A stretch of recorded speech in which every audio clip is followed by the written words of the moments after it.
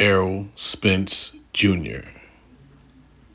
Keith, one time Thurman. It's been reported by BoxingNews24.com that Errol Spence will fight Keith Thurman on December 17th. Now, I'm going to be honest with you. This fight has a lot more to do for what Keith Thurman can bring to the table than Errol Spence brings to the table due to the inactivity of Thurman. He hasn't done anything relevant since 2017 when he beat Danny Garcia for the WBA, WBC welterweight titles. He unified those titles at that time.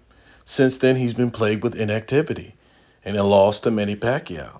So let's tap into the boxing styles of both men, and we're going to take a look at their last fights. Keith Thurman versus Barrios, Errol Spence versus Yordenis Ugas, when he unified the titles at 147. It's your boy Danny. Let's get it.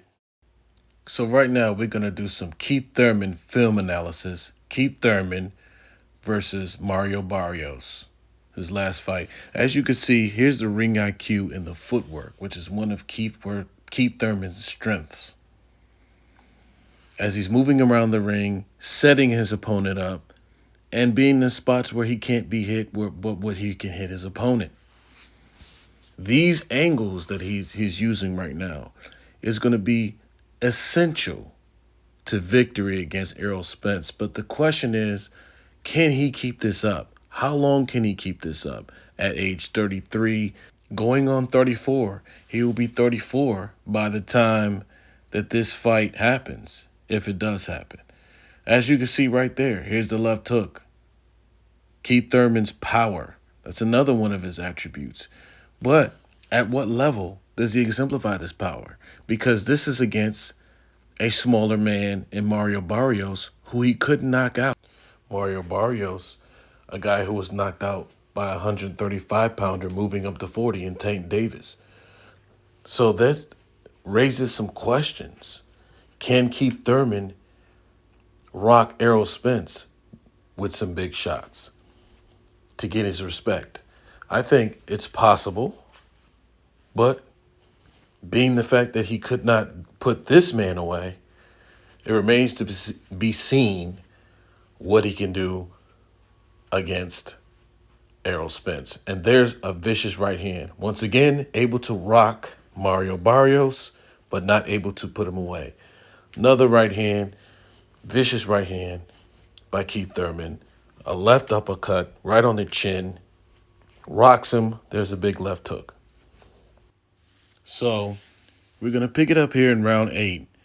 And here's a glaring weakness of Keith Thurman's that everybody knows. It's very glaring. The body shots. As you can see right there, Mario Barrios, like a smaller man, is able to hurt Keith Thurman to the body. If Errol Spence ever puts Keith Thurman in this position, it could be very detrimental to him. He could get stopped if he gets put in this position. He cannot afford to have himself in this position against a body puncher in Errol Spence. So this is an alarming factor here. Yes, Keith Thurman does recover well, and he has recovered well in previous fights. But this is a whole nother animal we're talking about in Errol Spence in terms of being a body snatcher. So he must stay off the ropes, and he must not put himself in positions where he can be susceptible to body shots like these.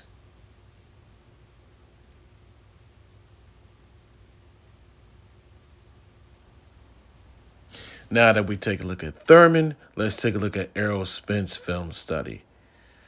Adept in fighting. It's one of his stock and trades. Once he gets you on the inside, he can land punches from all different angles. Body punching. That is his stock and trade. Once again, one of the best things that Errol Spence does. He is a savage body puncher. And if you stand here on the inside, as Yordenis Ugas is doing, and he found out in their fight that you cannot stand toe-to-toe and let Errol Spence hit you with these type of body punches. Not going to work for you. Errol Spence is also a fighter that has a great jab. He jabs his way in. He's very technically sound. He takes his time. He's very patient. And he's very skilled. He has a multiplicity of skills.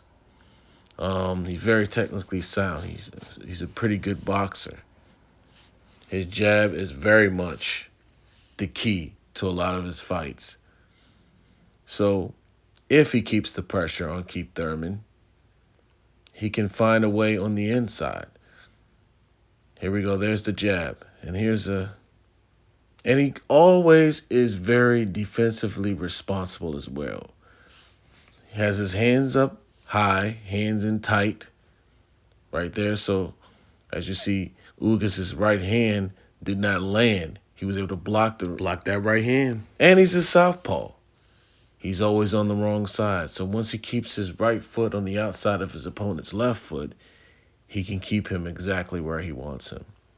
So these are the keys for Errol Spence to win this fight, is to keep the fight where he wants it, not where Keith Thurman wants it. And Ugas is making it very easy for Errol Spence right here. Very easy for him to do what he wants to do. He can box. He's doing whatever he wants to do. But here's a weakness here, if there is one in Errol Spence, is his lapse in focus as he gets hit with a straight right hand while he's not paying attention. This he cannot afford to do against Keith Thurman. Once again, he gets hit with the right hand. Mouthpiece comes out, looks down at the mouthpiece, then turns and looks to the side and gets hit with a perfect 1-2 by Yordenis Ugas. Keith Thurman, to me, is a bigger puncher than Ugas due to more knockouts on his record. And Spence can't afford that against Keith Thurman. He has to stay to the body as he's doing here. He also has to stay focused at all times. But it remains to be seen if this fight really is going to happen. So stay tuned to see more details on this fight. Also, remind you guys, like, share, subscribe. It's your boy, Danny. Let's get it, man.